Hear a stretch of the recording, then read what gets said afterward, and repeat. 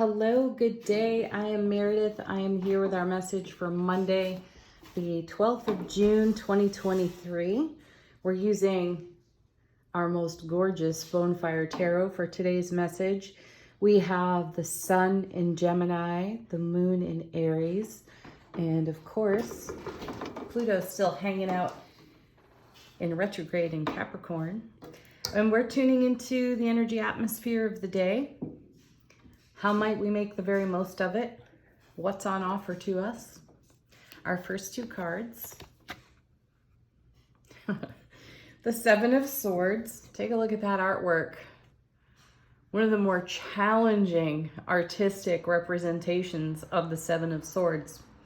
And a card we're a little bit familiar with in recent readings. This one is paired with our lovely and wonderful Empress. Great energy to have together, because my feeling here is that the Empress is giving us a macrocosmic world view of what we'd rather not take a look at. My sense here is some of us would rather stab ourselves in the eye than take a look into the deeper periphery of our own subconscious programming. Isn't that just the way, right? The ego speaks up and we're like, oh yeah, that sounds so well justified. And we know it's total horseshit though. And it requires a deeper look. And my sense of it is that we're definitely getting that. The universe has been serving up plenty of opportunity for us to take a look at a much broader view, if you will, of our vulture thoughts. It's a message that's been with us now. We're into our third week with it showing up. So I am reminded, pardon. I am reminded that in the Rider-Waite Tarot, when you see the Empress, while she's in a very relaxed posture, and one of the core messages on her card, excuse me, is about going with the flow. There's a shield right next to her throne, and on that shield is the symbol of Venus. So one of the things that's often overlooked about the Empress is that she is definitely a warrior-ess. Just because she's all relaxed and poised and graceful there, she's all four queens rolled into one. She is the counterpart to the Emperor. She is the mother energy, and she is a divine creatrix. So my feeling here with these two cards is that we are being presented opportunities to take a look at all the BS we'd rather not take a look at. And I know we talk about it. We talk about it often here. I'm sensing, though, that with this amazing retrograde of Pluto in Capricorn, one of the qualities I love so much about Capricorn is how direct Capricorn energy is. It's powerful and it's earthy and it does not mind getting dirty. And that's the feeling I have when it comes to these vulture thoughts that have been haunting us. They don't ghost us, not at all. They haunt. And I sense that this opportunity with Pluto retrograde in Capricorn, we can get really into the dirt, the nitty gritty of these themes that are running behind the scenes like old tape loops and really creating obstacles. Now, when we talk about obstacles here on the channel, we are taking self-responsibility for whatever it is that we've put in our own way, because unless or until we come around the obstacle and have a full, broad world view of the obstacle, we're never going to see the gift that it truly is. That usually comes in hindsight, though I'm sensing here that we see it full on and we know we're responsible for it, and we'd rather not take that responsibility. Thank you, Seven of Swords. Let's also recall here that even though this card looks very counterintuitive to the message of heaven on earth, sevens are made up of the number 3, the number of heaven, and 4, the number of earth. And then we have the divine creatrix sitting right here with it. So in our endeavor to create heaven on earth, we've got to get really direct and deep with ourselves. So the message is going to continue. And as you know, we've seen a whole lot of major arcana recently, which means there's a level of permanence to the message. It's not fleeting, it's not temporary, and it's not going anywhere until we absolutely get it.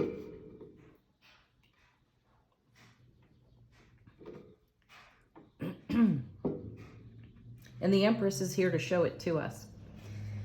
So she's also here to remind us that we're incubating on a dream, a goal, a fulfillment.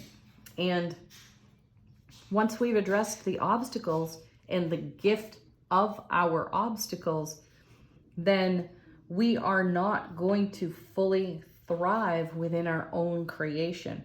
We'll find a way to sabotage it with that 7 of Swords, thereby negating our aspects of our journey because of our subconscious vulture thought ego.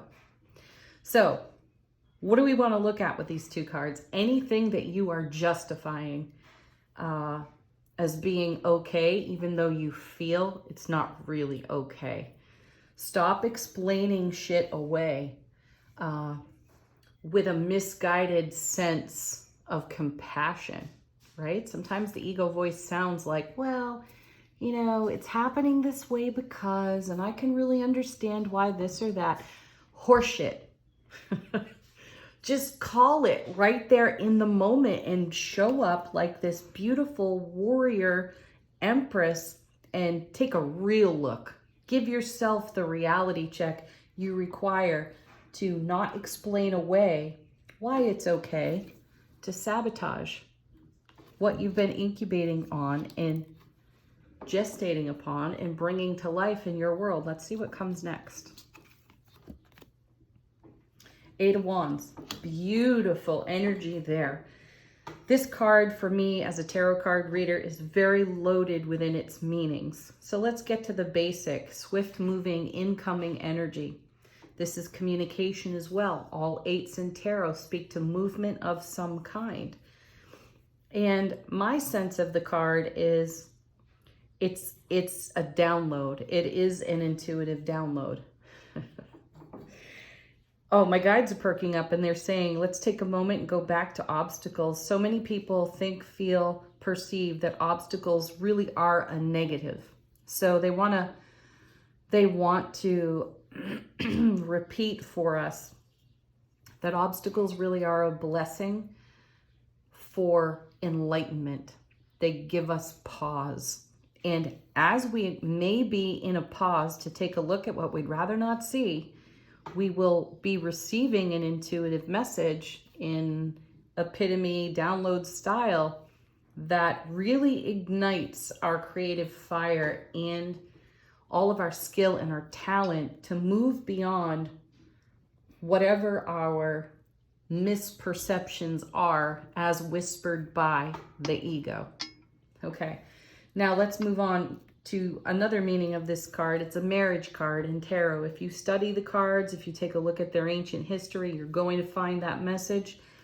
And the 8 of Wands speaks to how we weave energy together, therefore creating the very fabric of our own foundation. So this is a strong message to pay attention to your own intuitive voice over the ego voice, which can at times be a challenge, though with the divine creatrix here, the divine mother of tarot showing up in the face of that 7 of Swords and drawing attention to what we'd rather turn away from. It allows us this dynamic experience of receiving from the divine all in an intuitive way. Now that is a message that's been coming to us right alongside all the other challenging sword messages that we've recently had. And the more powerful major arcana cards that have been in support of stabilizing our journey through some really tough sword energy, which is all about how, the words we speak over our own life. So listen to the intuition. It's coming in swiftly, and it's going to help us marry things, weave things, interconnect things in a way that we haven't done so before, because we've been busy over here justifying total BS, because the ego has attempted to protect us from living our very best life. Because there are risks involved in that, aren't there? According to the ego. And at some point, we all reach a moment where we're like, F all, I'm going for it. I don't care what the risks or the consequences are. And that's just the thing. Once we take a leap of faith based on our intuitive messages here, and we show up like a warrior in our divine feminine energy, and we decide that, yes, I am receiving the very fruits of my own labor and all of my investment, because there's been a lot of energy rising to the surface here with the Moon card. Now, this is another card that's spoken over by many tarot readers as a shadow card and as a betrayal card. And my sense here is that we're pulling the curtain back on any shadow or any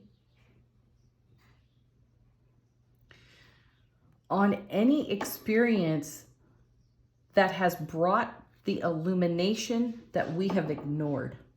Seven of Swords. There's the sabotage, ignoring the intuition and stuffing back in the shadow all the reasons why we aren't going to get around an obstacle, all the reasons why we justify not fulfilling our macrocosmic view of our own sphere of influence. We're allowing another influence to work in the shadow and create obstacles and potentially even undermine the fulfillment that we are birthing.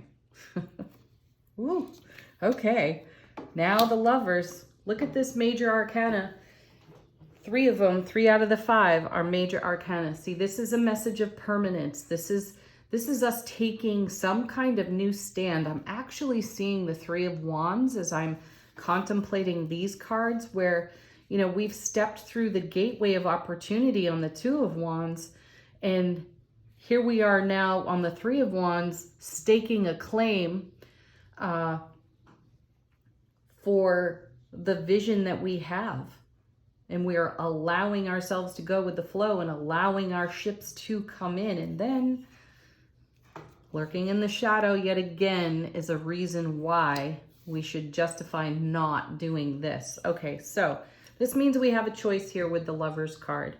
And we also have some divine intervention as things begin to unify through trusting our own intuitive messages. So the Lovers card is a card of unity, and there's typically an angel on the card bringing the 2 characters together. I love that in Bonefire, characters are embracing, because this shows us in our divine feminine and our divine masculine embracing ourselves, embracing all we've been investing in, embracing our intuition, and instead of justifying the heck out of the obstacles, seeing the obstacles in our path as the gifts that they are, to give us the right kind of pause to see, feel, hear the messages that have been on offer to us all along. Next set, 2 cards. Queen of Cups. My goodness, if we're not listening to our information, our intuition, or our intuitive incoming information at this point, are we ever going to? Here's the beautiful Queen of Cups, the minor arcana counterpart to the High Priestess. She holds the Ace of Cups. She scries into that water, and I'm feeling a very strong turn toward committing to our own intuitive perceptions. where we may have previously been more inclined to be influenced by the vulture thought ego voice that would sabotage our heaven on earth life experience. We've got intuition with the Eight of Wands. We have it with the Moon, and now we have it with the Queen of Cups. So we're definitely in a space of receptivity for all that we've been investing in our macrocosmic worldview of our own sphere of influence. And here's the Queen to confirm it. And she's paired with, oh my gosh, of all cards, the King. So now you have the Queen and the King of Cups in the reading. Unified, married, coming together, working together to bring the intuitive voice to light. This is the stronger voice. This is the truest voice. Anytime we challenge this other ego voice, it weakens, it crumbles, it falls away because it cannot stand up to our soulful presence. So bring your soulful presence. Marry these beautiful energies together on your own foundation to create everything that you have been incubating upon in your own heart space. Let's see what's on the bottom of the deck. This is in the unseen, what's going on behind the scenes that you may not necessarily be aware of. And here's the Three of Cups, another three to go with the Empress. These are the ladies from Temperance, Strength, and Justice on the card. And this is a message of celebration. It's also a message of the success of your manifestation within the laws of attraction. So you may not necessarily see what's unfolding as a fulfillment because it's felt kind of shitty with all the sword cards we've recently seen and the devil card that we've recently seen. But trust, though, that you manifest alongside fulfillment all of the challenges that would block you from the fulfillment so that you may overcome those and love them unconditionally as part of the journey. Part of the journey. There's now the Nine of Wands. This is a card that I really have an affinity for in tarot. And I don't know if it's my Leo nature coming to life on this card. This brings the message of the unstoppable force. That's the feeling on this one. Like, we will never quit. We will never give up on ourselves. There may be moments where we are tempted to, where it's all become too much, to take a look at the obstacles or to take a look at the things that are unfavorable to our eye. And yet here's the Nine of Wands with all that passion, fire, drive, ambition, enthusiasm, saying you think you've reached the limit with yourself. And this card tells you that you are an unstoppable force and there are no limits when it comes to the distance you are willing to go to live your soulful presence through your heart center. Whew. Wow, I just brought a tear to my own eye. That was passionate. And hey, there's the Three of Wands. I was just mentioning this card. So we will go the distance. We will do whatever it takes to live the love that we are, to shine the light that we are, and bring to life on our foundation Empress, King and Queen of Cups, Lovers, the Moon, everything that we dream for. We are poised to accept it. Coming next, another seven. It's the Seven of Cups. And here we've got the heart in the third eye. So again, another message to listen to the intuitive voice. There may be a lot of options.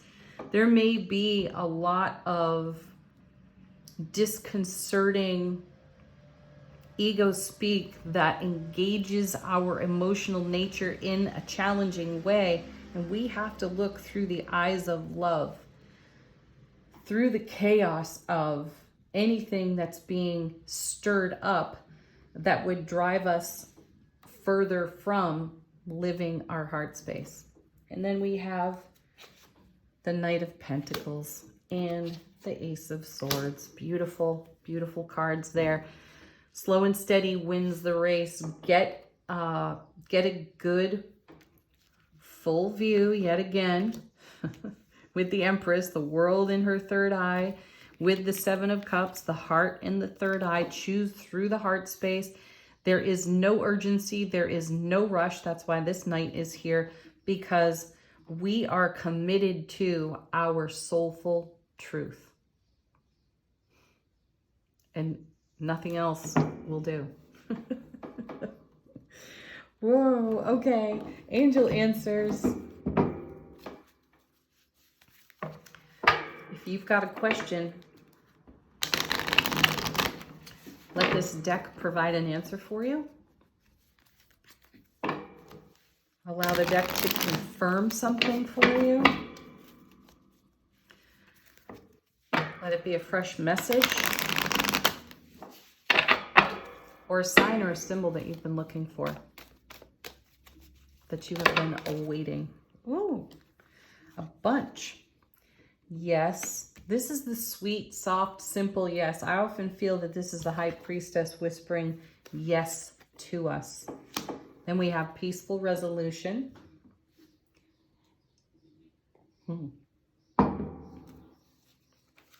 Within the next few months, another timing card out of Angel Answers. I feel that this is directly connected to the Pluto retrograde energies that we are experiencing, and that'll be with us for the next few months. And so too will the opportunities woven into this process of taking a look at everything that's been unfavorable and limiting, seeing the gifts in the limits that we've put on ourselves so that we can endure our own journey and bring to life everything that's promised here in these other beautiful cards. Be assertive and trust divine perfect timing. Then we have the Romance card. You are the greatest love of your life. Do not dim your light. And if you are doing this, you will be shown where, and you will be intuitively guided in a way that assists you in freeing yourself. Final word on the reading from Wisdom of the Oracle. How is our soulful presence informing our waking consciousness?